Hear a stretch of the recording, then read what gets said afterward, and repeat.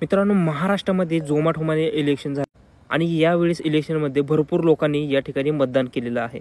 आता या ठिकाणी मतदान झालं, इलेक्शन झालं, सर्व झाल्या गोष्टी आणि महायुती सरकार स्थापन होणार हे गोष्ट फिक्स आहे। ठीक आहे।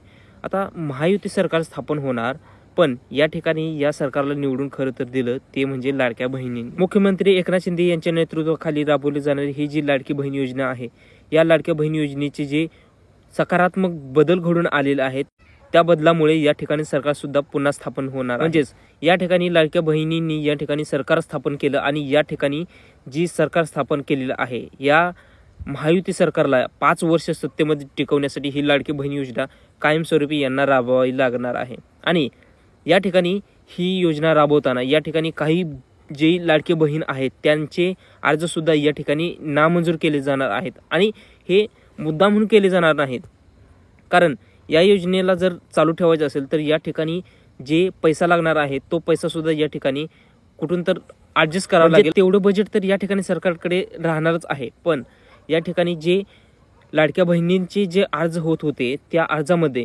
काही त्रुटी सुद्धा अवलंबून येत होत्या। म्हणजेच चुकीच्या पद्धतीने जे अर्ज प्रक्रिया होते ते प्रक्रिया करून सुद्धा या ठिकाणी लाडक्या बहिणींचे अर्ज मंजूर होत होते आणि या ठिकाणी काही सूचना तर अशा पण आलेल्या आहेत, काही अपडेट असे पण आलेले आहे की लाडक्या बहिणींचा अर्ज लाडक्या भावाने केला आणि लाडक्या बहिणींचे पैसे लाडक्या भावाच्या खात्यामध्ये सुद्धा गेलेले आहेत।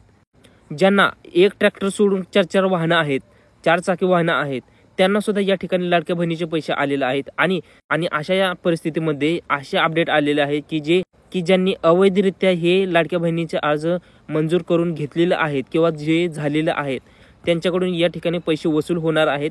आणि ज्यांनी या चुकीच्या पद्धतीने अर्ज केलेला आहे त्यांनी चुकीच्या पद्धतीने अर्ज करू नका, एवढं लक्षात ठेवा, कारण तुमच्याकडून व्याजासह रक्कम या ठिकाणी वजा करून घेतली जाऊ शकते।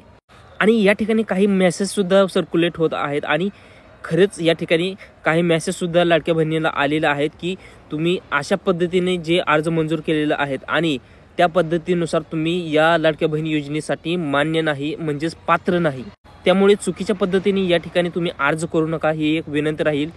आणि या ठिकाणी महायुती सरकार स्थापन झाल्यानंतर या मुख्यमंत्री लाडक्या बहिणी योजनेमध्ये तुम्हाला जे अपडेट आहेत ते अपडेट रेग्युलर येत राहणार आहेत, कारण जी व्याप्ती आहे या योजनेची ही व्याप्ती पूर्णपणे वाढत चाललेली आहे।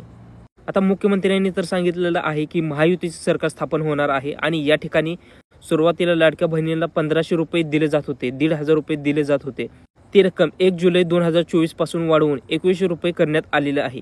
आणि ही रक्कम मित्रांनो, या ठिकाणी ही रक्कम जी आहे ती लाभार्थ्यांना डीबीटीद्वारे म्हणजे डायरेक्ट बेनिफिट ट्रान्सफर या प्रणालीद्वारे म्हणजेच डीबीटीद्वारे या ठिकाणी या लाडक्या बहिणींना 2100 रुपये खात्यामध्ये जमा केले जाणार आहेत।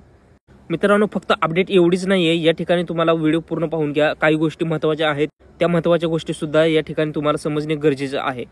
मित्रांनो, या ठिकाणी महाराष्ट्रातील 21 ते 65 या वयोगटातील महिलांना ही योजना खुली केली गेलेली आहे आणि या योजनेच्या पात्रतेमध्ये काही निकष असे पण आहे ज्यामध्ये लाडकी बहीण योजना ही फक्त महाराष्ट्राची रहिवासी असणे अनिवार्य आहे। विवाहित, विधवा, घटस्फोटित किंवा परित्यक्त्या किंवा कुटुंबातील एक अविवाहित महिला असेल तर या योजनेसाठी ती महिला या ठिकाणी लाभदायक होणार आहे, ती पात्र होणार आहे।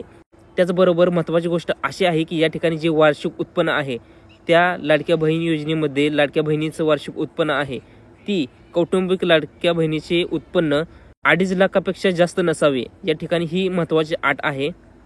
आणि या योजनेमध्ये महत्त्वाची बाब अशी आहे की या ठिकाणी या योजनेची अंमलबजावणी करण्यासाठी जो प्लॅटफॉर्म उपलब्ध केला आहे तो प्लॅटफॉर्म आहे ladkibaheen.maharashtra.gov ही जी वेबसाईट आहे, या वेबसाईटवरती तुम्हाला जाऊन या ठिकाणी लाडक्या बहीण योजनेचा अर्ज करता येणार आहे। मित्रांनो, या ठिकाणी अर्ज पद्धती कशी आहे ते पाहण्यासाठी व्हिडिओ पूर्ण पहा। व्हिडिओच्या शेवटी तुम्हाला लाडक्या बहीण योजनेचा अर्ज कसा करायचा ते तुम्हाला सांगितलेलं आहे, त्याचा व्हिडिओ तुम्हाला सेपरेट राहील, तो व्हिडिओ तुम्ही पाहून लाडक्या बहीण योजनेचा जर अर्ज केला नसेल तर तुम्ही लाडक्या बहीण योजनेचा अर्ज करू शकता। मित्रांनो, या ठिकाणी लाभाचे वितरण कसे केले जाणार आहे तर पहिल्या टप्प्यामध्ये 3000 रुपये आणि दुसऱ्या टप्प्यामध्ये 4500, तिसऱ्या टप्प्यामध्ये तुम्हाला दिवाळी बोनस म्हणून 5000 देण्यात येणार होते, पण या व्यतिरिक्त या ठिकाणी मासिक जी रक्कम आहे ती आता 2100 रुपये करण्यात आलेली आहे आणि ही थेट बँकेमध्ये जमा केली जाणार आहे, ती डीबीटी प्रणालीद्वारेच। मित्रांनो, ज्यावेळेस ऑनलाईन आणि ऑफलाईन पद्धतीने अर्ज चालू होते त्या कालावधीमध्ये 3 कोटीपेक्षा जास्त ऑनलाईन आणि ऑफलाईन दोन्ही पद्धतीने या ठिकाणी लाडक्या बहीण योजनेची अर्ज आलेले आहेत आणि या ठिकाणी सरकारने 2,34,00,000 महिलांना या ठिकाणी या योजनेचा अर्ज म्हणजेच लाभ दिलेला आहे. परंतु राज्यामध्ये अशा लाखो महिला आहेत ज्यांना या योजनेचा लाभ मिळाला नाही, त्या योजनेमध्ये अपात्र झालेल्या आहेत. अशा महिलांसाठी आनंदाचे दिवस आहेत, ते म्हणजे थेट त्या लाडक्या बहिणींना प्रत्येक हप्ता 2100 रुपयेचा राहणार आहे. मित्रांनो, या ठिकाणी राज्याचे मुख्यमंत्री एकनाथ शिंदे यांच्याकडून जो आश्वासन दिलेले होते ते आश्वासन असं होते की या ठिकाणी जर महायुती सरकार स्थापन झालं तर महायुती सरकार स्थापन झाल्यानंतर नोव्हेंबर महिन्यामध्येच या ठिकाणी लाडक्या बहीण योजनेचा 6वा हप्ता खात्यामध्ये जमा केला जाणार आहे. सरकार हे महायुतीचं स्थापन होणार हे ठीक आहे, पण आता 30 नोव्हेंबर 2024 पर्यंत लाडक्या बहिणींना 6वा हप्ता मिळणार आहे. हे सगळ्यात मोठे अपडेट या ठिकाणी आहे. तर भेटूया लाडक्या बहीण योजनेच्या कोणत्याही एका नवीन अपडेटमध्ये. पण ती अपडेट तुम्हाला मिळण्यासाठी या ठिकाणी तुम्हाला नवीन योजना यूट्यूब चॅनल सबस्क्राईब करून बेल आयकॉन प्रेस करावा लागेल.